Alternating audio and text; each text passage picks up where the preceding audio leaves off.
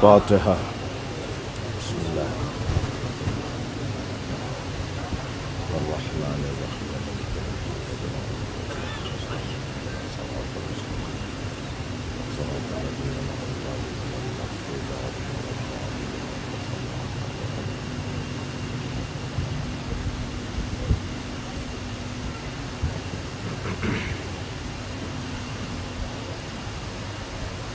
عظمت کہنے والے محمد بلندر سلامات۔ ادھر دیکھیے آپ، ادھر دیکھیے آپ۔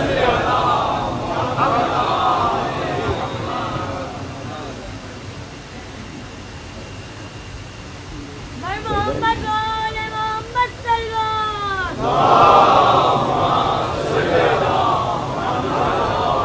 اعوذ باللہ من الشیطان الرجیم، بسم اللہ الرحمن الرحیم۔ الحمد للہ الذی لا یبلغ مدحتہ القائلون ولا یحصی نعماءہ العادون ولا یعدی حقہ المجتہدون، الذی لیس لصفتہ حد محدود ولا نعت موجود ولا وقت معدود ولا اجل ممدود، فطر الخلائق بقدرته ونشر الرياح برحمته، والصلاة والسلام على الرسول المسدد المصطفى العمجد المحمود الأحمد، سیدنا و مولانا و مولا الکونین جد الحسن والحسین معانی ابوالقاسم محمد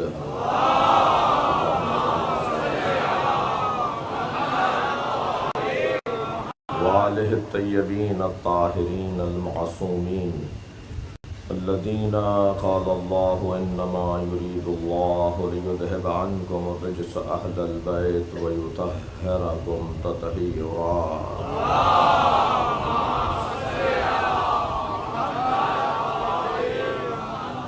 ولعنۃ اللہ علی اعدائہم اجمعین من یوم عداوتہم الی قیام یوم الدین، اما بعد۔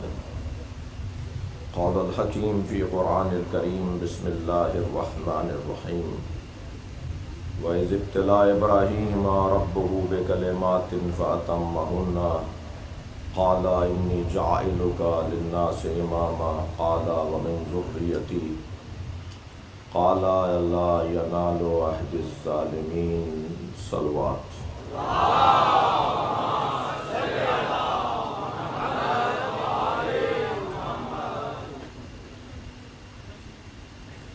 سورہ مبارکہ بقرہ کی 147ویں آیت کریمہ، اللہ اپنے اس کلام میں عقیدہ امامت کو بیان کر رہا ہے۔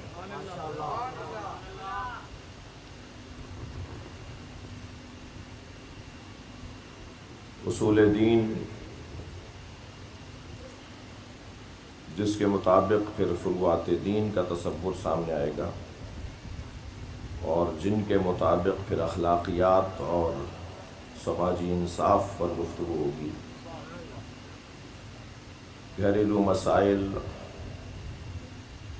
اور تمام تر معاشرتی الجھنوں کا حل اگر ملے گا تو وہ نظریات کی بنیاد پر ملے گا۔ آئیڈیالوجی، تصور کائنات،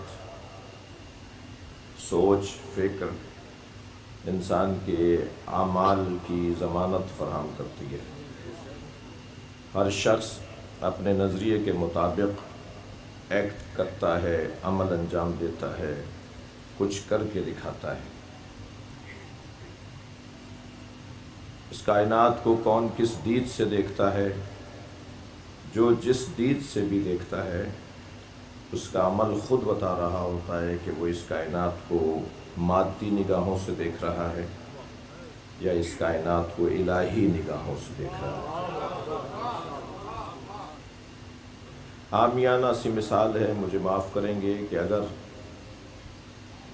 سرخ شیشوں کی اینک لگائی ہوئی ہو تو شلجم بھی چقندر نظر آتا ہے۔ جیسی ہم اپنی دید بنائیں گے ایسا ہی ہمیں نظر آئے گا۔ انسان کس اینک سے مسائل کو دیکھ رہا ہے، یہ بہت اہمیت کی حامل گفتگو ہے۔ یہ عقائد نہیں ہیں، یہ اینکیں ہیں۔ کس زاویے نظم اگر کہیں پایا جاتا ہے تو ماننا پڑے گا، آپ مثلا کہیں جا کر کھدائی کروائیں، اگر اس کے اندر سے آپ کو آثار ملیں زندگی کے اور منظم چیزیں ملیں تو پھر آپ ایک تصور کی طرف جائیں گے، چاہے آپ نے اسے دیکھا نہ ہو۔ ایک تصور آپ کا بنے گا، ایک نظریہ آپ کا بنے گا، چاہے آپ نے اسے دیکھا نہ ہو۔ اور اگر بے ہنگمی ہو تو آپ اسے حادثہ تصور کریں گے۔ یعنی اگر حادثے کی بنیاد پر یہ کائنات بنی ہوتی، توجہ، تو کبھی بھی اس کائنات میں نظم نہ ہوتا۔ نظم بھی اتنا محکم ہے کہ سورج ایک لمحے کے لیے بھی اپنے مالک کے حکم سے سرتابی نہیں کرتا۔ نظم اتنا محکم اور مضبوط ہے کہ پہلے سے چیزوں کے جوڑنے کے بعد معلوم ہو جاتا ہے کہ اب ہونے والا کیا ہے۔ بھائی آج جدید سائنس والے تکبر نہ کریں کہ انہیں پہلے سے موسم کا پتہ چل جاتا ہے، وہ اللہ کے وجود کا اقرار کریں کہ کوئی ہے کہ جس نے جمع و تفریق کا نظام بنایا ہوا ہے۔ یہ خود بخود نہیں ہو رہا۔ حادثے اور ہوتے ہیں، توجہ، منصوبے اور ہوتے ہیں۔ یہ کائنات منصوبے کی بنیاد پر بنائی گئی ہے، اور جس نے اس کائنات کو خلق کیا ہے اس خالق نے نہ صرف اس کائنات کو بنا کر چھوڑ دیا ہے بلکہ اس نے بنانے کے بعد اسے چلانے اور بچانے کی ذمہ داری بھی لی ہے۔ ہم اپنے اللہ کو صرف خالق نہیں مانتے، توجہ، کہ جس نے بنا کر چھوڑ دیا ہو، ہم اپنے خالق کو خالق کے ساتھ ساتھ رب بھی مانتے ہیں، جو بنانے والا بھی ہے اور پالنے والا بھی ہے، جس کا کام ہماری نشو و نما بھی ہے، جس کا کام ہماری تربیت کرنا بھی ہے۔ میں عقیدہ امامت کی بحث کرتے ہوئے اپنی تمہیدی بیان سے آج کی مجلس کی تمہید کو گزار رہا ہوں اور اس سے کچھ ضروری باتوں کی طرف آپ کی توجہ چاہوں گا۔ وہ ہمارا خالق ہے، اس نے ہمیں خلق کیا ہے، اور اس عرفانی بحث میں جانے سے گریز کرتے ہیں کہ واحد سے واحد کے علاوہ صادر نہیں ہوتا، مگر خود واحد سے جو واحد صادر ہوا ہے تو خود جسے ہم واحد سے واحد کے صدور لا یصدر من الواحد الا الواحد، وہ جو واحد واحد سے صادر ہوا ہے وہ بھی تو مخلوق ہے۔ یعنی میرے اور آپ کے مخلوق ہونے میں کتنا بڑا اعزاز ہوگا کہ جب محمد جیسا وجود اللہ کی مخلوق ہے، جب علی جیسا وجود اللہ کی مخلوق ہے۔ مرحلے پر یہ ساری الجھنیں انہوں نے ایک جملے میں دور کر دیں، نَدِّلُونَا عَنِ الرُّبُوبِيَّةِ اجعلونا مخلوقین، ہمیں رب نہ بولو، پھر قولوا ما شئتم۔ البتہ کچھ افراد ایسے بھی ہمیں ملتے ہیں کہ جب ہم ان احادیث کو اور ان مفاہیم کو بیان کرتے ہیں تو یہاں تک بھی ان کے لیے قابل ہضم نہیں ہوتا، اور وہ کہتے ہیں کیا مطلب ہے کہ پھر نبی بول دیں، کیا مطلب ہے کہ اللہ نہیں بولیں پھر انہیں مثال کے طور پر معاذ اللہ فرشتہ بول دیں۔ یہ دوسری احادیث اس حدیث کی تشریح کریں گی، جیسے ایک آیت دوسری آیت کی تفسیر کرتی ہے ایسے ہی احادیث کی بھی تفسیر کرتی ہیں۔ ہمیں بہت سارے مفاہیم کو، اچھا جیسے جیسے میری معلومات بڑھتی چلی جائے گی میری سوچ وسیع ہوتی چلی جائے گی، جیسے جیسے میری معلومات میں اضافہ ہوگا میرے نظریات مضبوط ہوتے چلے جائیں گے، اور ایک طرف اور کوئی ایک بات سننے کے بعد نظریہ بنانے والے یقیناً بند گلی کا شکار ہو جاتے ہیں۔ تو وسیع علم کی ضرورت ہے، علم کو اور وسیع کرنے کی ضرورت ہے، تبھی مسلسل طالب علم رہنے کا جذبہ عطا کیا ہے۔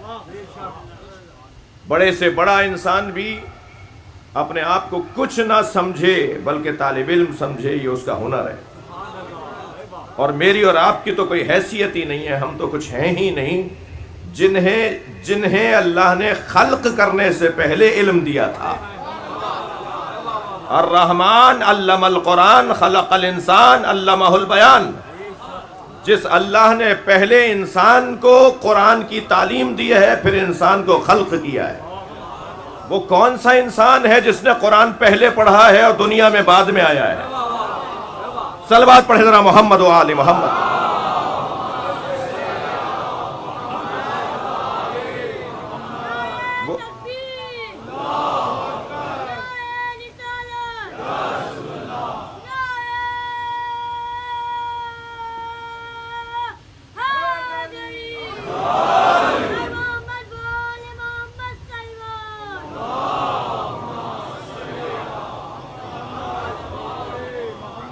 لہذا مسلسل معلومات میں اضافے کی ضرورت ہے، اور وہ خالق جس نے انہیں اتنا کچھ پڑھا کر سجا کر بھیجا، وہ بھی یہ چاہتا ہے کہ اگر مجھ سے میرا حبیب، مجھ سے میرا مصطفیٰ دعا مانگے تو دعا یہ مانگے کہ قل رب زدنی علما،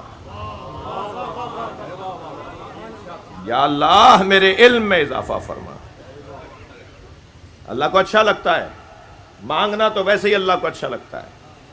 واحد ذات ہے، وحدہ لا شریک ذات ہے، جو مانگنے پر اور خوش ہوتا ہے اور راضی ہوتا ہے اور دروازے کھول دیتا ہے، عطائیں بڑھنے لگتی ہیں۔ اور یہ بڑا موٹا سا فرق ہے مخلوق اور خالق میں۔ مخلوق سے جتنا مانگیں گے دروازے بند ہوں گے۔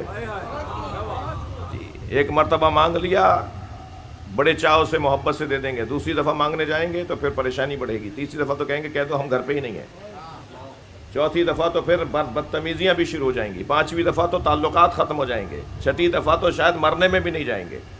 یعنی مخلوق سے جتنا زیادہ مانگیں گے اتنا دروازے وہ بند کرتا چلا جاتا ہے، اور خالق سے جتنا زیادہ مانگتے ہیں اتنے دروازے کھلتے چلے جاتے ہیں۔ اللہ سے مانگنے والا صلوات پڑھے ذرا محمد و آل محمد۔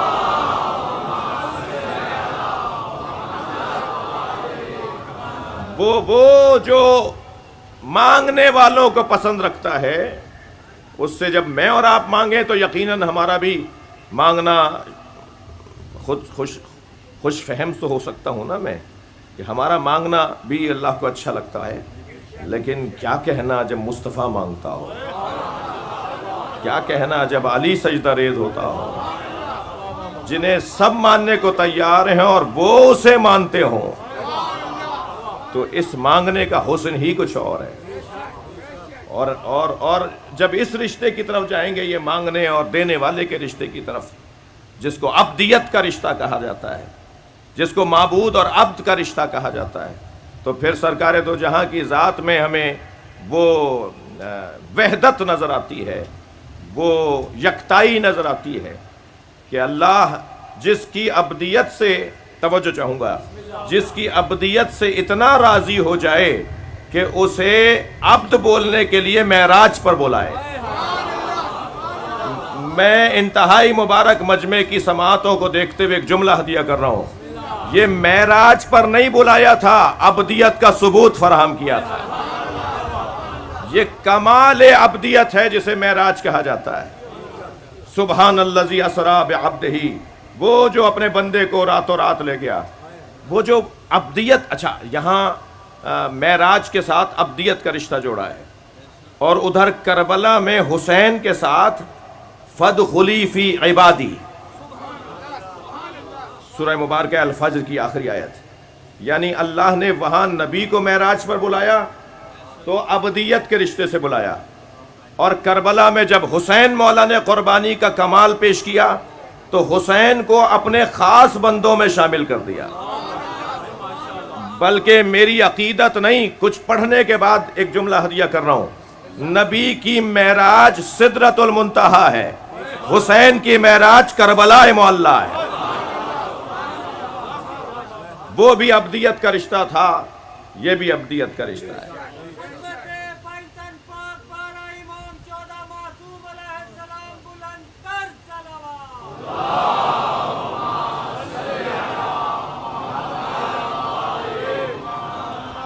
وہ جو خالق ہے ہمارا، وہ ہمارا رب بھی ہے، اور جو رب ہے، جو خالق ہے، پھر حق اسی کا ہے کہ عبادت بھی اسی کی ہو، جس نے پال دیا، یعنی توحید ذات، توحید صفات، توحید افعال اور توحید عبادت۔ نصاب توحید میرے بچوں جوانوں یہ 4 جملوں میں لیتے جانا۔ اللہ کے بارے میں سب سے پہلے توحید ذات، پھر توحید صفات، وہ صفات اور ذات 2 علیحدہ تصور نہیں ہے۔ توحید افعال، وہی کرتا ہے، وہی کہتا ہے، اسی کے ہاتھ میں اختیار ہے، توحید افعال۔ پھر جب اس کی ذات بھی توحید، جس کی صفات بھی اسی کی، اعمال اور افعال بھی اسی کے، تو پھر عبادت کسی اور کی نہیں ہوگی۔ لہذا پھر توحید عبادت کا دائرہ اور عنوان شروع ہو جائے گا، یعنی اس کے علاوہ کسی اور کی عبادت نہیں۔ اور وہی اللہ، توجہ چاہوں گا، شاید یہاں مجھے ایک صفحہ تبدیل کرنے کی ضرورت ہے، وہی اللہ کہ جس نے عبادت میں خود کو وحدہ لا شریک رکھا ہے، اور اس کے خاص بندوں نے یہی سمجھا ہے کہ اس کے علاوہ کسی اور کی عبادت نہیں کرنی۔ وہ اللہ اپنی توحید منوانا ہی نہیں چاہتا بغیر مصطفیٰ کے، لہذا سورے کا آغاز ہو اللہ احد سے نہیں ہوتا، قل ہو اللہ احد سے ہوتا ہے۔ اگر وہ چاہتا تو سورے کا آغاز ہو اللہ احد سے ہو جاتا، وہ اللہ احد ہے۔ اگر ان پہ چھوڑو گے کہ اللہ کیا ہے، اگر اس مخلوق پہ چھوڑو گے کہ اللہ کیا ہے، تو اس مخلوق نے تو پہلے خوب بتایا ہے کہ اللہ یہ کیسے کیسے مان لیتا ہے۔ یہ تو ہر باکمال کو اللہ مان لیتا ہے، اور پھر خود ہی پشیمان ہو جاتا ہے، اور پھر خود ہی نادم ہو کر اپنے ہاتھ سے اپنے بنائے ہوئے اللہوں کو توڑ دیتا ہے۔ صبح کا بنا ہوا اللہ شام کو ٹوٹ جائے تو وہ اللہ کہاں رہا؟ اللہ کے انتخاب میں غلطیاں اس بشر نے اتنی زیادہ کی کہ کہیں اور دور نہ جائیے، خانہ کعبہ میں ہی 300 سے زیادہ انہوں نے بت رکھے ہوئے تھے۔ اگر سرکار نے فرمایا ہوتا میرا اللہ مان لو تو فوراً مان لیتے، اس لیے کہ اللہ ماننے میں تو یہ غنی تھے۔ سرکار نے یہ کب کہا میرا اللہ مان لو؟ سرکار نے کہا پہلے سارے الہوں کا انکار کرو، پہلے کہو لا الہ، پہلے انکار کرو سارے اللہوں کا، الہوں کا، پھر کہو الا اللہ۔ یہ جو بشر کا مزاج ہے نا، یہ مزاجن خاموش، نہ ٹوکنے والا، نہ بولنے والا، بس دکھائی دے کہ یہ بڑا ہے، اسے بہت عزیز رکھتا ہے۔ لیکن اگر کوئی ٹوکنے والا بڑا ہو، آج ظاہراً صبح کی مجلس میں ہم نے ایک جملہ کہا، یا معاف کیجیے گا کل رات کی مجلس میں، بقیت اللہ ڈیفینس کی مجلس میں، کہ ہمیں یہ اعزاز حاصل تھا کہ ہماری برادری میں یتیم خانے ناکام تھے۔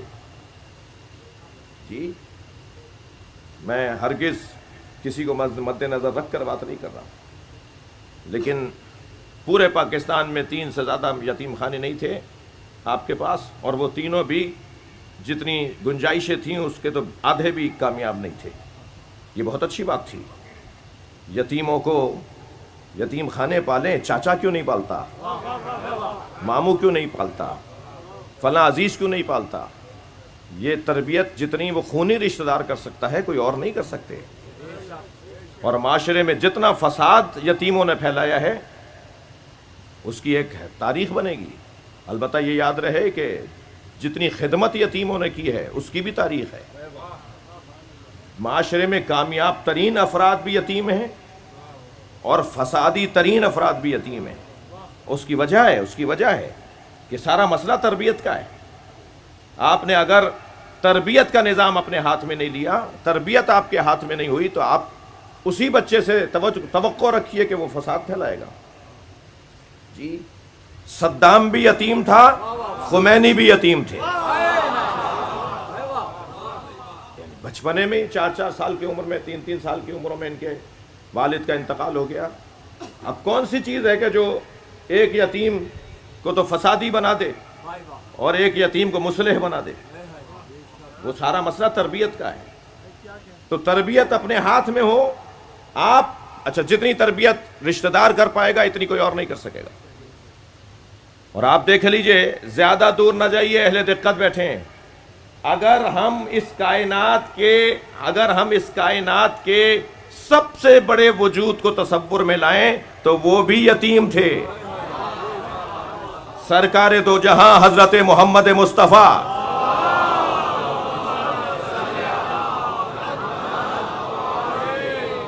وہ بھی یتیم تھے۔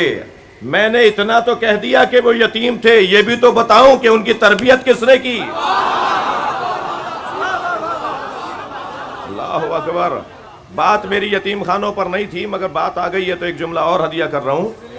یتیم خانوں کے دیواروں پر اور اندر جو ہے وہ اہم جگہوں پر ایک حدیث لکھی جاتی ہے، انا وکافل الیتیم کا ہاتین فی الجنہ۔ سرکار فرما رہے ہیں میں اور یتیم پالنے والا جنت میں ان 2 انگلیوں کی طرح، جیسے دونوں ساتھ ساتھ ہیں نا، ایسے اشارہ فرمایا تھا، ہاتین ایسے اشارہ فرمایا سرکار نے بلا تشبیہ۔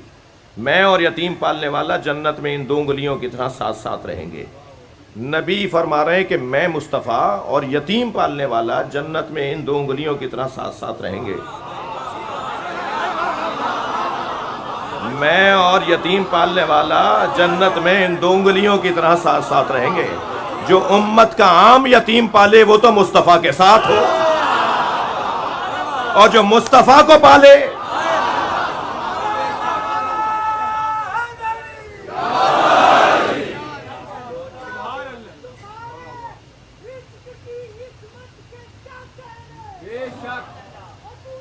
بھئی، یہ برے صغیر کی مجلس ہے، اس کا ایسے ہی رنگ ہوتا ہے، آپ دل خراب نہیں کریں۔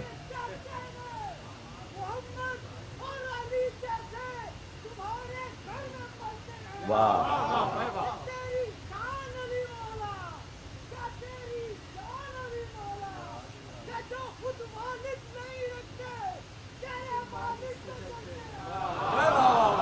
نہیں سب ایک سے نہیں ہے۔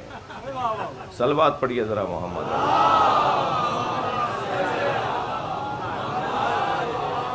توجہ کر لیا آپ نے؟ بات اصل میں یہ کر رہا تھا کہ اللہ خالق ہے اور اللہ مربی ہے، اللہ تربیت کرنے والا ہے۔ تو وہ جو تربیت کرنے والا ہے اس نے کوئی نظام بنایا ہے، اس نے کوئی سسٹم بنایا ہے؟ معاذ اللہ وہ فرد کو آ کے تربیت کرے گا یا نظام بنائے گا؟ مدبرات امر قرار دے گا، انبیاء کو بھیجے گا، رسولوں کو بھیجے گا، یا خود آئے گا؟ شب قدر میں فرشتے فرد پر اترتے ہیں یا اولی الامر پر آتے ہیں؟ کیا نظام ہے اس کا کہ جس کے مطابق وہ تربیت کرنا چاہتا ہے؟ جی، اور اس کے نظام تربیت، اچھا وہ تو قرآن میں پکار کے کہہ رہا ہے اِنَّا عَلَيْنَا لَلْہُدَىٰ، میرے اوپر ہدایت کی ذمہ داری ہے، میرا کام ہے ہدایت دینا۔ اور ایک دفعہ نہیں کہہ رہا، طالوت کو جب ملک بنا رہا ہے تب بھی کہہ رہا ہے کہ یہ کام میرا ہے۔ حضرت آدم کو جب خلیفہ بنا رہا ہے تو کہہ رہا ہے میرا کام ہے۔ اور پھر میرا مضمون آج کی تمہید مکمل، جب حضرت ابراہیم علیہ السلام کو امام بنا رہا ہے، جی روزانہ یہ آیت سن رہے ہیں، جب حضرت ابراہیم کو اللہ امام بنا رہا ہے تو کہہ رہا ہے میں امام بنانے والا ہوں، انی جاعلک للناس اماما۔ اچھا دیکھیے، وہاں حضرت آدم کو خلیفہ بنایا تھا زمین کے لیے، یہاں حضرت ابراہیم کو امام بنا رہا ہے لوگوں کے لیے۔ تو وہاں زمین کے لیے بنایا تھا، اس کا مطلب یہ نہیں ہے کہ اور علاقوں کے لیے حضرت آدم خلیفہ نہیں تھے، نہیں، زمین دار الخلافہ، زمین مرکز مخلوقات، اس لیے حضرت آدم کو زمین پر قرار دیا۔ ایسے ہی حضرت ابراہیم کو لوگوں کے لیے امام بنایا ہے، اور جن لوگوں کے لیے ابراہیم کو امام بنایا ہے ان لوگوں کی خدمت میں مخلوقات کو رکھا ہے۔ حضرت ابراہیم کو اللہ نے، یہ کام اللہ کا ہے، اللہ کے کرنے کا کام ہے، اللہ کرے گا یہ کام۔ شہر کا شہردار، ناظم شہر، میئر، بھائی تصور تو کر سکتے ہیں آپ؟ صلوات پڑھ لیں ذرا محمد و آل محمد۔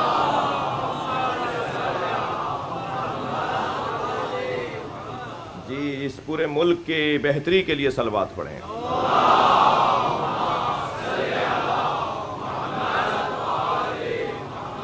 مسلمانوں کی عزت رفتہ کی بحالی کے لیے صلوات پڑھیں۔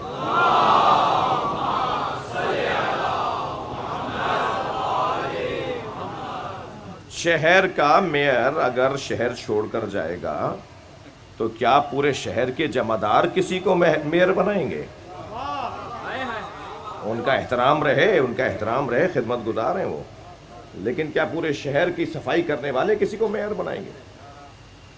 جج اگر کرسی چھوڑ کر جائے گا تو کیا مقدمہ باز لوگ سب مل کر طے کریں گے کہ آج کے بعد ہمارے فیصلے کون کرے گا؟ یا جس نے پہلے والا جج بنایا تھا وہی بنائے گا؟ یا جس نے پہلے والا میئر بنایا تھا اسی سسٹم کے مطابق بنے گا؟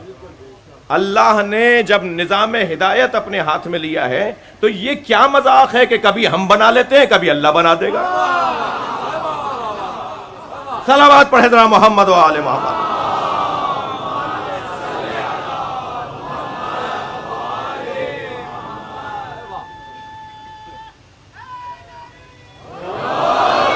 ہمیشہ نظام ہدایت اللہ ہی کے ہاتھ میں رہے۔ پروردگار عالم نے اس آیہ کریمہ میں ذرا آیت کا لب و لہجہ ایک مرتبہ پھر دیکھیے۔ وَإِذِ ابْتَلَىٰ إِبْرَاهِيمَ رَبُّهُ، دیکھیے کوئی منصب کسی کو نہیں دیا جائے گا جب تک کہ اس کو آزمایا نہ جائے۔ اللہ کا یہ نظام ہے، اس کا سسٹم ہے، اس کی سنت ہے، اس کا طریقہ ہے کہ کسی کو کوئی منصب دیا جائے گا تو اسے آزمایا جائے گا۔ کیا یہ کہہ دینا کہ آمنا، ہم ایمان لے آئے، وَهُمْ لَا يُفْتَنُونَ، اور تمہیں آزمایا نہیں جائے گا؟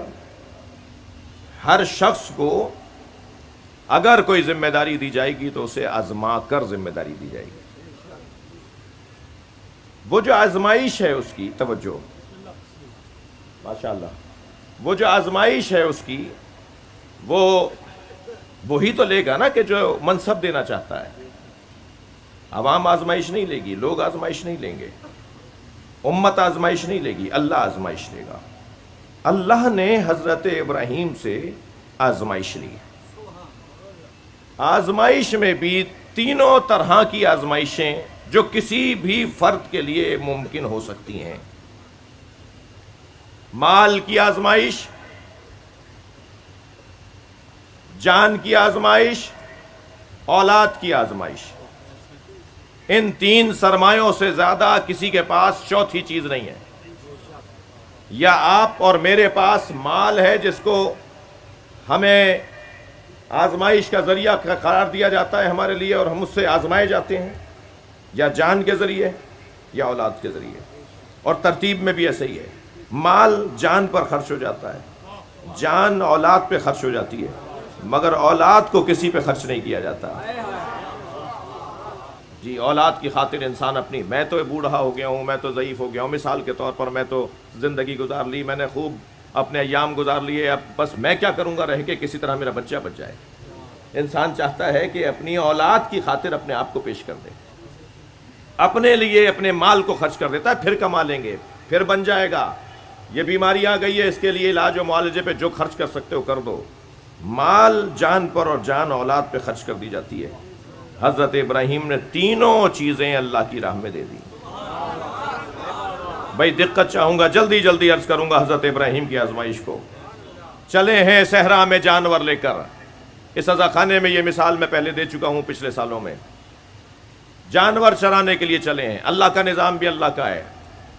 آیت اللہ اشتہاردی کی خدمت میں مدرسہ فیضیہ کے اندر ان سے ہی سنی مثال ہم نے، اکثر انبیاء کرام سے اللہ نے جانور چروائے، بکریاں چروائی ہیں، نبیوں سے چوپائے چروائے ہیں اللہ نے۔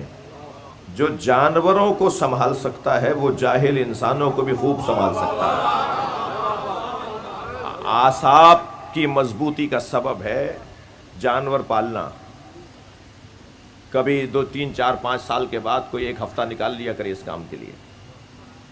بڑے بڑے لوگوں سے میں گزارش کر رہا ہوں اور اپنے آپ سے پہلے کہہ رہا ہوں، یہ فریش کورس سے کم نہیں ہے، یہ ٹریننگ سے کم نہیں ہے. خاص طور پر لیڈر حضرات، قومیات کے لوگ، سیاسی شخصیات سے گزارش کر رہا ہوں. اتفاق سے جناب مصطفیٰ کمال صاحب بھی تشریف فرمائے ہیں، محمود مولوی صاحب بھی تشریف فرمائے ہیں، اور شیعہ علماء کونسل کے سندھ کے صدر جناب مولانا اسد اقبال زیدی صاحب، وقار مہدی صاحب تو میرے ہمیشہ کے کرم فرمائے. جی میں اپنے لیے کہہ رہا ہوں، ہمیں ہر کچھ 2 4 5 سال بعد، 10 سال کے بعد کسی صحرا میں 2 4 5 مثلاً اس طرح کا کوئی کام کرنا چاہیے جس سے اعصاب مضبوط ہوں. کوئی ہمیں ٹریننگ پر بھیجے گا نہیں، ہم خود بھی تو اپنی تربیت کا، اپنے آپ کو سنبھالنے کا انتظام کریں. اعصاب مضبوط ہوں گے، غصہ کم ہوگا، برداشت بڑھے گی، تحمل مزاجی میں اضافہ ہوگا. جو عوامی لوگ ہوتے ہیں، جن کا تعلق سماج سے ہوتا ہے، انہیں چپتے ہوئے جملے سننا پڑتے ہیں. جی میں تو کہہ رہا ہوں کہ چپتے ہوئے جملے تو وہ سنے گا جو کوئی فون تو اٹھائے گا، رابطے میں تو آئے گا. تو رابطے میں آنا سماجی لوگوں کی ذمہ داری ہے. بھائی ساری باتیں میں اپنے اوپر رکھ کر رہا ہوں، کہیں پانی مرے نہیں. تو میں صرف اتنا عرض کر رہا ہوں کہ ہم سب کو ضرورت ہے نا اس چیز کی. حضرت ابراہیم بھی چلے، بھائی زیادہ نصیحتیں نہ ہو جائیں. حضرت ابراہیم بھی چلے جانوروں کو چرانے کے لیے میدان میں. ادھر جبریل امی امتحان لینے کے لیے آ گئے، اللہ نے بھیجا تھا حضرت جبریل کو، اور حضرت ابراہیم کے برابر سے ایک تسبیح پڑھتے ہوئے گزرے، اور تسبیح تھی سبوح قدوس ربنا ورب الملائکۃ والروح. یہ وہی تسبیح ہے پروردگار ہے جو یا ابراہیم کو اچھی لگتی تھی یا حسین کو. کثرت سے امام حسین بھی یہی تسبیح پڑھتے تھے، اور کثرت سے یہی تسبیح حضرت ابراہیم بھی پڑھتے تھے. جیسے حضرت خضر دعائے کمیل پڑھتے تھے اور مولا علی دعائے کمیل پڑھتے تھے. جی مولا علی ہی کو حق ہے کہ بتائیں کہ کمیل خضر یہ دعا پڑھتے تھے. خضر کیا پڑھتے تھے کون بتائے گا؟ یہ وہی بتا سکتے ہیں جو ولایتوں کا رشتہ آپس میں رکھتے ہوں. تو جیسے یہ تسبیح پڑھی تو حضرت ابراہیم ایک مرتبہ متوجہ ہوئے اور پوچھنے لگے تم کون ہو؟ تم تو بہت اچھا ذکر کر رہے ہو میرے اللہ کا، ایک دفعہ اور سناؤ. تو فوراً جبریل نے کہا اس کے بدلے میں دو گے کیا؟ اب آزمائش شروع ہو رہی ہے مال کی. جس سے محبت کرتے ہو اس کے نام پہ خرچ بھی کرتے ہو. تو حضرت ابراہیم نے فرمایا یہ جانور میں آدھے دے دوں گا. آدھے جانور دے کر کہا ایک دفعہ اور سناؤ. آنکھوں میں آنسو بھر بھر کے کہنے لگے ایک دفعہ اور سناؤ. کہا آپ کیا دو گے؟ کہا جتنے رہ گئے سب دے دوں گا. سارے جانور حضرت ابراہیم نے اللہ کا ذکر سننے کے لیے دے دیے. جبریل نے آگے بڑھ کر کہا ابراہیم ہمیں تمہارے جانوروں کی ضرورت نہیں تھی، ہم تو یہ دیکھنا چاہ رہے تھے کہ تم اللہ کی خاطر اپنی دنیا سے ہاتھ اٹھا سکتے ہو یا نہیں. یہ حضرت ابراہیم کے مال کا امتحان تھا. جی ہمیں اور آپ کو بھی آج بارہا ان امتحانوں کا سامنا کرنا پڑتا ہے. میں یہ بات بارہا کہتا ہوں اور پھر تکرار کر رہا ہوں، مجھے معاف کیجئے گا تکرار پہ. 3 طرح کے لوگوں کو تو یا علی مدد بولنا ہی نہیں چاہیے. 6 دفعہ سوچنا چاہیے نعرہ حیدری لگانے سے پہلے. ایک کنجوس کو، ایک بزدل کو، اور ایک تنگ نظر کو. کنجوسوں کا کوئی تعلق علی سے نہیں ہے. کالر ادھرا ہوا ہے، پائچے پھٹے ہوئے ہیں، بٹن ٹوٹا ہوا ہے، چپل 2 طرح کی پہنی ہوئی ہے. کون ہے یہ؟ کراچی میں لی مارکیٹ میں ان کی 25 دکانیں ہیں. جو اپنے اوپر پیسہ نہیں لگاتا وہ مسجد پہ کیا لگائے گا؟ وہ مدرسے پہ کیوں لگائے گا؟ جو کنجوسی بنتی نہیں ہے مولا علی کے چاہنے والوں کے ساتھ. مال دے دیا یہ حضرت ابراہیم کے مال کا امتحان تھا. حضرت ابراہیم نے اپنی جان دے دی. جان دینے کے لیے اچھا کیوں جان دی؟ کیسے؟ کیا ہوا جو جان پر بن گئی بات؟ کیا ہوا جو جان پر بن گئی؟ عادتوں سے، روایتوں سے اور معاشرے کے اندر پھیلے ہوئے ایک بڑے مرض سے ٹکرانا اپنی جان دینے کے مترادف ہے. بہت رسکی کام ہے، بہت خطرناک کام ہے. اگر آپ معاشرے کے کسی بڑے مرض سے ٹکرا رہے ہوں، معاشرے کی اصلاح کرنا چاہتے ہوں، اور معاشرے کی اصلاح میں معاشرے کی اس سے بڑی اور کیا برائی ہوگی کہ سارا معاشرہ بت پرست ہو جائے اور چلے گئے خانہ بت سازی میں اور بت کدے کے اندر اور جا کے سارے بت توڑ دیے اور بت توڑیں گے تو پھر یہ تو ہوگا. مگر وہ کیا مطمئن نہیں ہے؟ انتہائی اطمینان کے ساتھ کام بھی ایسے کر رہے ہیں کہ کوئی گھبراہٹ نہیں ہے اور کام ایسا کر کے آئے ہیں کہ آج تک مثال بن رہی ہے. کام بتائے نا کہ کس کا ہے, چال بتائے نا کہ کون جا رہا ہے. کسی کو کہنے کی کیوں ضرورت پڑے کہ میں کون ہوں؟ حلیے اسے پہچانا جائے, شناخت رکھتا ہو اپنے کاموں کی. حضرت ابراہیم نے سارے بت توڑ کر بڑے بت کے گلے میں کلہاڑی لٹکا دی, سنی ہوئی بات آپ کی, اور بڑے اطمینان کے ساتھ آ کر اپنے گھر بیٹھ گئے. اور جب یہ لوگ واپس آئے اور انہوں نے دیکھا کہ بت ٹوٹے ہوئے ہیں تو آپس میں کہنے لگے یہ اس جوان کا کام ہے جسے ابراہیم کہا جاتا ہے. اچھا, انہوں نے دیکھا نہیں تھا کہ یہ کام کس کا ہے؟ بنا دیکھے بلا دیکھے انہوں نے مان لیا کام ابراہیم کا ہے. کام بتا رہا ہے کہ کس کا ہے. اچھا, بلا کے لے آئے تو یہ بھی نہیں کہا کہ میں نے نہیں کیا. کہنے لگے اسی نے کیا ہوگا جس کے گلے میں کلہاڑی لٹکی ہے. تو کہنے لگے وہ تو ناک پہ بیٹھی مکھی نہیں جل سکتا. تو فرمانے لگے جو ناک پہ بیٹھی مکھی نہیں جل سکتا وہ تمہارا خالق کیسے ہے, وہ تمہارا رب کیسے ہے؟ اور جیسے ہی جھنجھوڑا نا حضرت ابراہیم نے پورے معاشرے کی ذہنیت کو جھنجھوڑ ڈالا. تو بات تو سمجھ میں آ گئی کہ ابراہیم کیا کہہ رہے ہیں, مگر دین پہ دنیا بھاری, دین پہ دنیا بھاری. بات صحیح کر رہا ہے مگر مان لیں گے تو پھر کس کس کو منہ دکھائیں گے؟ عزیز مصر کو پتا تھا میری زوجہ غلط کہہ رہی ہے, مگر پھر بھی حضرت یوسف کو زندان میں ڈال دیا. دین پہ دنیا بھاری. میں یوسف کو زندان میں ڈال دوں گا اور اگر میں نے مان لیا کہ میری زوجہ غلط کہہ رہی ہے تو پھر میں برباد ہو جاؤں گا, میں رسوا ہو جاؤں گا. تو دین چاہے زندان میں چلا جائے مگر دنیا میری بچ جائے. یہ انسان کی پرانی کمزوری ہے. اصول چاہے زندان میں چلے جائیں, اقدار چاہے پامال ہو جائیں, دین چاہے زندان میں چلا جائے, اور وہ زندان میں جانے کے بعد ان تکلیفوں کا سامنا کرے, مگر کسی طرح میری دنیا عزیز رہے, میری دنیا بہتر رہے. یہی ہوا تھا, یہاں بھی یہی ہوا. مان رہے ہیں کہ ابراہیم صحیح کہہ رہے ہیں مگر کیسے تسلیم کر لیں؟ کہ کسی طرح اسی کو آگ میں جلا دو. اب نتیجہ دیکھیے معاشرے سے ٹکرانے کا. معاشرے سے ٹکرانے کا نتیجہ کہ آگ میں جائیں گے ابراہیم. اور ابراہیم آگ میں گئے, کوئی پریشانی نہیں ہے, کوئی گھبراہٹ نہیں ہے. میں قومیات کے لوگوں سے ہاتھ جوڑ کر کہتا ہوں آپ خدمات بہت انجام دیتے ہیں, لیکن جیسے ہی جب آپ کی دل آزاری ہوتی ہے تو کہتے ہیں ہمیں قوم نے دیا کیا, ہمارے ساتھ یہ ہو گیا, ہمارے ساتھ وہ ہو گیا. تم نے قوم کی خاطر کیا تھا یا اللہ کی خاطر؟ اگر اللہ کی خاطر کیا تھا تو مطمئن کیوں نہیں ہو؟ اور اگر بندوں کے لیے اور عوام کے لیے کیا تھا تو پھر تم شاید اپنی اصلاح کرو. یہ شرک کی ایک بہت خطرناک وادی ہے, یہ شرک کی ایک خطرناک وادی ہے کہ تم لوگوں کے لیے کام کر رہے تھے. تم اللہ کی خاطر کام کرو, اللہ خود ان لوگوں کو تمہارا مرید بنا دے گا. اور یہ قاعدہ حسین ابن علی کا دیا ہوا قاعدہ ہے. ہم محرم کی مرکزی کراچی کی مجلس کے اندر بیٹھے ہوئے ہیں, یہ قاعدہ امام حسین کا ہے. یا اللہ جس نے لوگوں کی خاطر تجھے چھوڑ دیا اسے نہ لوگ ملے نہ تو ملا. یہ امام حسین کی مناجات کے جملے ہیں. یا اللہ جس نے لوگوں کی خاطر تجھے چھوڑ دیا اسے نہ لوگ ملے نہ تو ملا, اور جس نے تیری خاطر لوگوں کو چھوڑ دیا اسے تو بھی ملا اور یہ لوگ بھی ملے. جسے تنہا کر دیا تھا اور تنہا کر کے مار دیا تھا, بتائیے آج اس کے ساتھ لوگ ہیں یا نہیں؟ دنیا حسین علیہ السلام بلند تر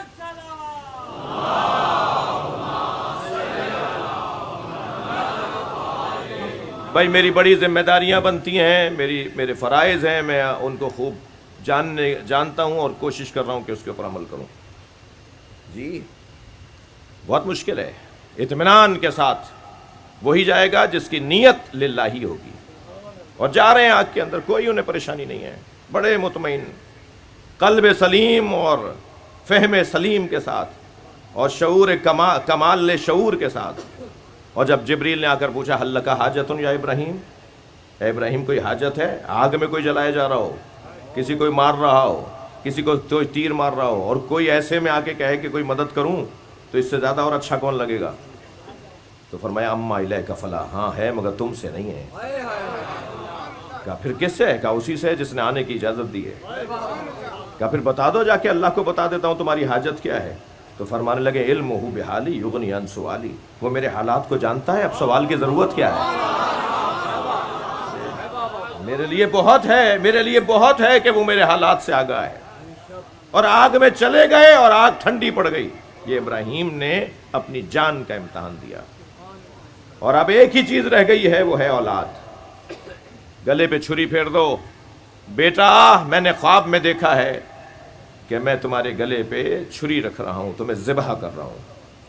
فرمایا بابا آپ وہی کیجئے جو آپ کو حکم دیا گیا ہے۔ بات ہوگی آگے کہ معصوم کا خواب بھی بیداری میں حکم کی طرح ہوتا ہے۔ یہ میرا اور آپ کا خواب نہیں ہے، مجھے معاف کیجئے گا، سوال آئے گا نا ذہن میں۔ آپ وہی کیجئے جو آپ کو حکم دیا گیا ہے۔ آپ مجھے صابروں میں پائیں گے، صابروں میں پائیں گے۔ خود بھی بہت بڑے صابر ہیں، اس کے باوجود انسان کامل بھی ہیں، اور انسان اکمل ہیں تو اس لیے ہی صابر بڑے ہیں۔ مگر کسی کا صابر ہونا لازمہ نہیں ہے کہ اس کی آنکھوں میں آنسو نہیں آئیں گے، لہذا آنکھوں پہ پٹی باندھ لی، بچے کے ہاتھ پیر باندھ دیے، چھری اتنی تیز کی کہ ایک جنبش کے اوپر گلا کٹ جائے، میرے بچے کو اذیت نہ ہونے پائے۔ وہ سارے کام جو آپ قربانی کے موقع پر ان آداب کا خیال رکھ رہے ہوتے ہیں، وہ حضرت ابراہیم نے اپنے بچے کو ذبح کرتے وقت ان ساری باتوں کا خیال کیا ہے۔ اور جب چھری چلا دی، چھری چل گئی، انہیں احساس ہو گیا کہ میرا بچہ ذبح ہو گیا ہے، تو پھر اب آنکھوں سے پٹی کھولی تو کیا دیکھا کہ دمبا ذبح ہوا ہے اور حضرت اسماعیل برابر میں کھڑے ہیں۔ تو کہا یا اللہ کیا میری قربانی قبول نہیں ہوئی؟ فرمایا ابراہیم وَفَدَيْنَاهُ بِذِبْحٍ عَظِيمٍ ان ھذا، اللہ اکبر، کتنا سخت امتحان تھا کہ خود اللہ کہہ رہا ہے ان ھذا، سورہ صافات، ان ھذا لَھُوَ الْبَلَاءُ الْمُبِينُ، بہت بڑی آزمائش تھی، کھلی آزمائش تھی۔ سلام علی ابراہیم، ابراہیم علیہ السلام پر سلام آ رہا ہے اللہ کی طرف سے۔ وَفَدَيْنَاهُ بِذِبْحٍ عَظِيمٍ، اور ہم نے اس قربانی کو ایک بڑی قربانی پر، عظیم قربانی پر، اس سے بڑی قربانی پر مؤخر کر دیا۔ جیسے علامہ اقبال کہتے ہیں اللہ اللہ بائے بسم اللہ پہ در، مانی ذبح عظیم آمد پہ سر۔ اقبال کی زبان میں قرآن کی یہ جو آیت ہے ذبح عظیم، کہ ہم نے اس قربانی کو ایک عظیم قربانی پر مؤخر کیا ہے، اسے وہ کہتے ہیں کہ ذبح عظیم کا معنی پسر علی ہے۔ علامہ اقبال کے دو مصرے سنائے نا میں نے آپ کو، اللہ اللہ بائے بسم اللہ پہ در، مانیے ذبح عظیم آمد پہ سر۔ یہ جو ذبح عظیم کے معنی ہمیں دیکھنے ہیں تو ہمیں کربلا آنا ہوگا۔ ہاں وہاں ایک اسماعیل ہوگا اور یہاں 58 اسماعیل ہوں گے۔ 58 بنی ہاشم ہیں کربلا کے میدان میں، 18 تو مولا علی کے بیٹے ہیں، اور ایسے ایسے کہ ان میں ہر فرد اپنی جگہ مکمل لشکر ہے، مکمل لشکر ہے۔ اصحاب بھی ایسے کہ جن کا تذکرہ کریں تو مکمل تاریخ پر ان کے اوپر لکھی جائے، حبیب ابن مطاہر، زہیر قین، مسلم ابن اوسجا، اللہ اکبر۔ مسلم کوفے میں ایک پنساری کی دکان سے خضاب خرید رہے تھے، تو کسی نے پوچھا مسلم کیا لے رہے ہو، کیا لیا ہے؟ کہا میں اپنی داڑھی کو رنگین کرنے کے لیے خضاب لے رہا ہوں۔ کہا اس خضاب کی اب ضرورت نہیں ہے، حسین کربلا جا رہے ہیں۔ تو جیسے انتظار میں ہونا، نبی مکرم نے امام حسین کو وہ فہرست دی تھی جس میں شہداء کربلا کے نام تھے، سب تو مل گئے تھے امام حسین کو، جا جا کے بتایا اور سب تیار ہوئے اور سب کو معلوم تھا. جسے نہیں معلوم ہوتا تھا اسے تنہائی میں لے جا کر امام حسین بتاتے تھے کہ تمہارا مقام کیا ہے. ایک صحابی جن کا کربلا میں نام ہے اور وہ مل نہیں رہے ہیں، وہ ہیں زہیر قین، عثمانی العقیدہ بھی ہیں. انہیں ڈھونڈا ہے امام حسین نے. انہوں نے امام حسین کو جب امام کا پیغام کیا تو ایک گھوڑا بھیج دیا. امام نے میں جو تمہارے گھوڑے کی ضرورت نہیں ہے، آؤ ذرا تم اپنا مقام تو دیکھو. اور جب اپنا مقام حسین ابن علی نے انہیں دکھایا تو پھر اپنی زوجہ سے کہنے لگے میں تمہیں چھوڑ کر جا رہا ہوں، حسین نے میری منزلت مجھے دکھا دی ہے. اور اس اطمینان کے ساتھ کربلا کے میدان میں آئے. اور امام حسین کی نماز جماعت جو کربلا میں آپ نے پڑھی، جس پہ تیر اندازی ہوئی، اس کی حفاظت کرنے والوں میں بھی ایک نام زہیر قین کا نام. ادھر امام جماعت پڑھا رہے ہیں، ادھر زہیر کھڑے ہوئے امام کی حفاظت کر رہے ہیں. ان ناموں میں، اصحاب میں ایسے ایسے نام ہیں. اور پھر جب اہل بیت کی طرف آئیں گے تو ساری دنیا ایک طرف اور عباس ایک طرف. مجاہدوں میں، شجاعوں میں، سخیوں میں، وفاداروں میں، کمالات نفسانی رکھنے والوں میں عباس علمدار ہیں. اور پھر کربلا سجی ہے جن ستاروں سے، ان میں ایک ستارے کا نام علی اکبر ہے. ان ستاروں میں ایک ستارے کا نام قاسم ہے. 11 سال کا جوان ہے، کم سن ہے، مگر کیا جملہ ہے. قیامت تک یہ جملہ نمونہ عمل کے طور پر، ایک مثال کے طور پر پکارا جائے گا. چچا، موت میرے نزدیک احلی من العسل، شہد سے زیادہ شیرین ہے. آج 5 محرم ہے. جو بر صغیر کی عزاداری سے آشنا ہے، حتیٰ اہل سنت اور شیعہ بر صغیر میں جو عزاداری کرتے ہیں انہیں پتہ ہے کہ 5 محرم سے اہل بیت کا تذکرہ شروع ہو جاتا ہے. 1 سے 4 تک اصحاب کا تذکرہ ہوتا ہے اور 5 سے 10 تک اہل بیت کا تذکرہ ہوتا ہے. 5 کو ہم تذکرہ کریں گے، 6 کو ہم حضرت علی اکبر کا تذکرہ کریں گے یا حضرت علی اصغر کا تذکرہ کریں گے. 7 کو تو اس جوان کا تذکرہ کریں گے جو زندگی میں پامال ہوا ہے، ابھی زندہ تھے کہ گھوڑے بدن پہ دوڑ گئے. اور 8 کو تو تذکرہ، 8 کا دن تو کون ہے جو نہیں جانتا کہ 8 کی تاریخ کیا تاریخ ہے. 8 محرم تو اس علمدار کا ماتم ہے جس کے جانے سے امام حسین نے اپنی کمر پکڑ لی تھی. الان انکسر ظہری اجرکم اللہ، اجرکم اللہ. اللہ آپ کو کسی غم میں نہ رلائے سوائے غم اہل بیت میں، ہمیں رونے رلانے والوں میں قرار دے. اور 9 محرم کو کس کا تذکرہ ہوگا؟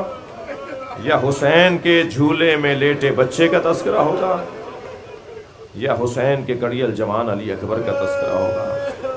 اور عاشور کے دن تو چلیں گے کربلا میں، جہاں گھوڑے سے ایک حجت خدا کو گرایا جائے گا.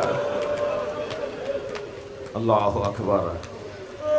کربلا میں عزیزو عزادارو، میرے پاس 5-8 منٹ ہیں اور میں اپنے وقت پر ہی مجلس مکمل کروں گا. اور ابھی تو بات میں نے شروع نہیں کی مصائب کے باب میں. کربلا میں خواتین کا بڑا کردار ہے. خود ہمیں اچھا مومن بنانے میں، اچھا انسان بنانے میں، اچھا مسلمان بنانے میں ہمارے گھر کی عورتوں کا بڑا کردار ہے. آپ اس وقت مجلس میں آئے بیٹھے ہیں، آپ نماز جماعت میں جاتے ہیں، آپ جمعے کی نماز پڑھنے جاتے ہیں. ان ساری عبادتوں میں کبھی غور کیا کریں کہ کون تھا جس نے ہمیں یہ ساری باتیں سکھائی ہیں. ہماری ماں، ہماری دادی، ہماری نانی، وہ ہمیں ٹوکتی تھیں، وہ ہمیں بستر میں لے کر سکھاتی تھیں، وہ اپنے ساتھ سلاتے سلاتے پیغامات دیتی تھیں. ماؤں کا بڑا حصہ ہے، خواتین کا بڑا حصہ ہے. کربلا میں بھی 9 مائیں ہیں جنہوں نے اپنے بچے قربان کیے ہیں. 9 مائیں ہیں کربلا میں جنہوں نے اپنے بچے قربان کیے.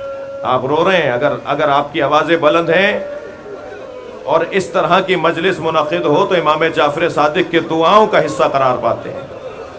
اللہ آپ کو کسی غم میں نہ رلائے.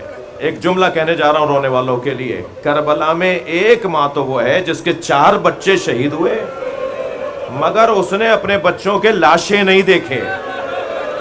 وہ روزانہ جنت البقیع میں جاتی ہے، انگشت شہادت سے 4 قبروں کے نشان بناتی ہے اور پھر مرثیہ پڑھتی ہے، مجھے ام البنین مت پکارا کرو۔ ام البنین تو بیٹوں کی ماں کو کہا جاتا ہے۔ وہ میرے بیٹے کہاں ہیں جن کی میں ماں ہوں؟ وہ کربلا میں شہید ہو گئے۔ ان ماؤں میں ایک ماں مادر وہب کلبی ہیں، مسیحی خاندان کی ہیں۔ کربلا یوں ہی نہیں سجی ہے۔ میں بھی 2 دن پہلے بھی اتفاقاً دیکھ رہا تھا، مغربی ممالک میں، امریکی علاقوں میں، چرچوں میں مسیحیوں نے انتظام کیا ہوا امام حسین کی مجلسوں کا۔ مسیحیوں نے ابھی اسی عشرے میں، سال ہائے گزشتہ سے، سال سے ہو رہا ہے اور اس سال اور بڑھ گیا ہے۔ اور چرچ میں یہ جاتے ہوں گے ہفتے میں، مگر عشرے میں روزانہ آ رہے ہیں۔ اور حضرت عیسائی حضرت عیسیٰ اور امام حسین کو یاد کر کے رو رہے ہیں، باقاعدہ سینے پہ بھی ہاتھ مار رہے ہیں، اس لیے کہ امام حسین سے محبت یہ کوئی ملکیت تو نہیں ہے کسی کی۔ جی، کربلا میں مسیحی خاندان جس کا سابقہ مسیحی ہے، جس کا خاندان مسیحی خاندان ہے، وہ بھی آ کے کربلا میں شہید ہو گیا۔ اور اس کی ماں کا حوصلہ دیکھیں گے آپ، جب وہب کلبی کا کٹا ہوا سر ایک ٹیلے پہ کھڑی دیکھ رہی تھی ماں کے میرے بچے کو ذبح کیسے کر رہے ہیں، پیر کانپ نہیں رہے تھے، فریادیں نہیں کر رہی تھی، دیکھ رہی تھی میرے بچے کو مار کیسے رہے ہیں۔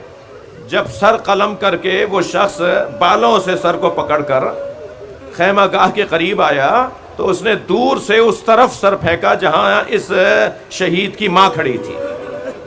تو ایک مرتبہ اپنی کمر کو کسا، مادر وہب کلبی نے اپنی کمر کو کسا اور اس ٹیلے سے اتری اور اس سر کو دوبارہ اٹھایا، ممتا تھی تو پیشانی کا بوسہ دیا اور پھر یہ کہہ کر دوبارہ میدان میں پھینکا، میں نے اسے حسین پہ صدقہ کر دیا۔ اس عمل کے بعد یزیدی لشکر کے حوصلے ختم ہو گئے تھے،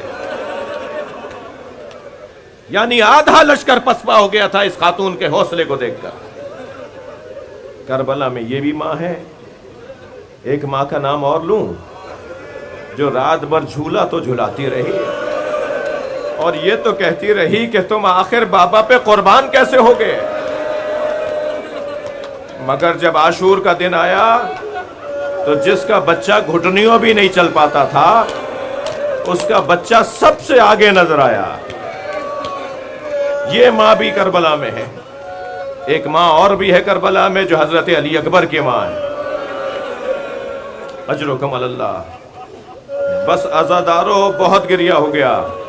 ایک ماں کا آج ہم تذکرہ کرتے ہیں جس نے اپنے 2 بچے قربان کیے ہیں، اور وہ علی کی بیٹی زینب کبریٰ، وہ مولا امام حسین کی برابر کی بہن، جنہوں نے نبی کی گود میں پرورش پائی ہے۔ اللہ آپ کو کسی غم میں نہ رلائے، غم دنیا سے نجات عطا فرمائے۔ 3 یا 4 سال کا سن ہے جناب زینب کا۔ نبی مکرم روزانہ نماز فجر کے بعد در اہل بیت پہ سلام کرتے ہیں۔ آیہ تطہیر کے نازل ہونے کے بعد رحلت مصطفیٰ تک، سرکار کی رحلت تک، مسلسل نبی نے صبح کی نماز کے بعد در اہل بیت پہ کھڑے ہو کے سلام کیا ہے، اہل بیت کو یاد نام لے کر پکارا ہے، اور روزانہ دروازہ کھلتا تھا اور نبی کا احترام ہوتا تھا۔ ایک دن دروازہ کھلا تو نبی نے دیکھا زینب کھڑی ہے، جی کم سنی ہے، 3 یا 4 سال کا سن ہے۔ جناب زینب کو دیکھ کر نبی مکرم نے تعجب سے پوچھا، بیٹا تم دروازے پر کیوں آئی ہو؟ جتنا پیار سرکار کو حسین سے ہے اتنا ہی زینب سے بھی ہے۔ پیشانی کا بوسہ دیا، زینب دروازے پر آئی ہو؟ کہا نانا میں نے رات کو خواب دیکھا ہے۔ اماں زہرا نے کہا ہے کہ نانا سے خواب کی تعبیر پوچھو۔ فرمایا بیٹا کیا خواب دیکھا ہے؟ نانا میں نے دیکھا ہے صحرا میں تنہا ہوں، نانا تیز آندھی چل رہی ہے، میرے پیر زمین سے اکھڑ رہے ہیں، میں نے ایک درخت کا سہارا لیا مگر آندھی کے جھونکے نے وہ درخت زمین سے اکھاڑ دیا۔ نانا مجھے دوسرا درخت نظر آیا، میں نے اس کا سہارا لیا، وہ درخت بھی زمین سے اکھڑ گیا. پھر میں نے تیسرے درخت کا سہارا لیا, وہ بھی زمین سے اکھڑ گیا. نانا اب دور دور تک کوئی سہارے کے لیے درخت بھی نہیں تھا. پھر کہتی ہے نانا اگر خواب یہاں مکمل ہو گیا ہوتا تو آپ کو زحمت نہ دیتی. نانا خواب مکمل نہیں ہوتا, تیز آندھی چل رہی ہے, آندھی کے جھونکے سے میرے سر سے چادر اتر گئی. نبی کی آنکھوں میں آنسو آئے, فرمایا زینب تمہارے 3 سہارے ہیں, تمہارا بابا علی تمہارا سہارا, تمہارا بھائی حسن, تمہارا بھائی حسین. ایک میدان ہوگا جہاں تمہارے سر سے چادر اتاری جائے گی. اجرکم اللہ. وہ نبی زادی کربلا میں اپنے بچوں کو قربان کر رہی ہے. ایک کا نام محمد ہے, ایک کا نام اون ہے. دونوں کو بار بار بھیج رہی ہیں جاؤ ماموں سے اجازت لو, اور حسین لوٹا دیتے ہیں کہ ابھی کچھ دیر بعد آنا. اور پھر ایسا وقت آیا کہ بی بی نے آ کر کہا بھائی اگر کل قیامت میں ماں زہرا نے پوچھ لیا زینب میرا بچہ مارا گیا, اس کی حفاظت کے لیے تم نے کیا کیا؟ بھائی میرے بچوں کو اپنے پاس اپنی جانب سے بھیج دیجئے. اب دونوں بچوں کو تیار کر کے روانہ کیا.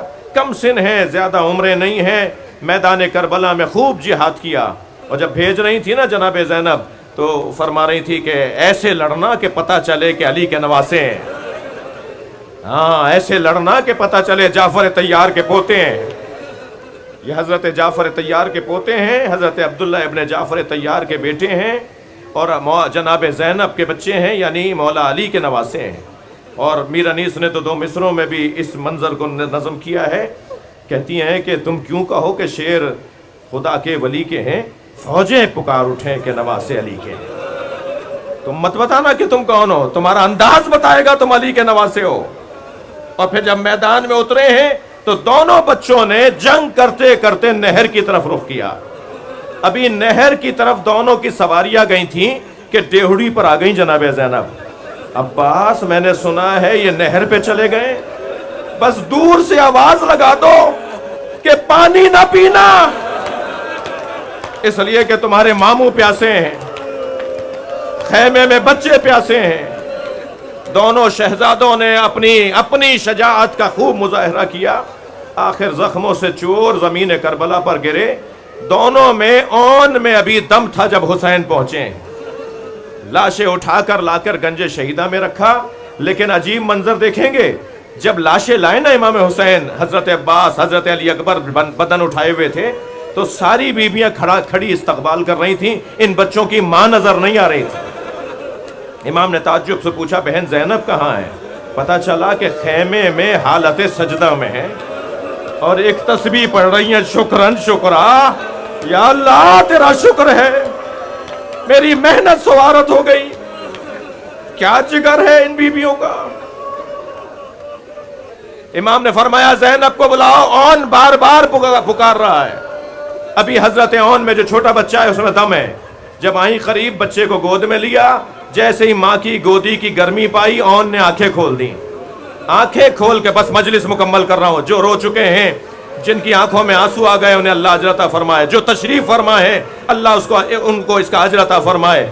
جب آنکھیں کھولی نا تو 2 ہی جملے کہے. ایک جملہ تو یہ کہا, اماں کیا ہم نے وفاداری کا حق ادا کر دیا؟ اماں آپ ہم سے راضی ہو گئی ہو. ایک یہ جملہ کہا. دوسرا جملہ یہ کہا, جب مدینے جائیے گا تو بابا کو ہمارا سلام کہیے گا اور کہیے گا بابا تمہارے بچوں نے اپنی قربانیاں پیش کر دیں. عزاداروں, سارے رستے زینب نے صبر کیا, کبھی بچوں پہ نہیں روئیں. لیکن جب گھر گئیں 2 خالی بستر بچھے ہوئے دیکھے, زینب بی بی سے رہا نہ گیا, بلند آواز سے گریا کرنے لگی. الا لعنت اللہ علی قوم الظالمین فسیعلم الذین ظلموا ای منقلب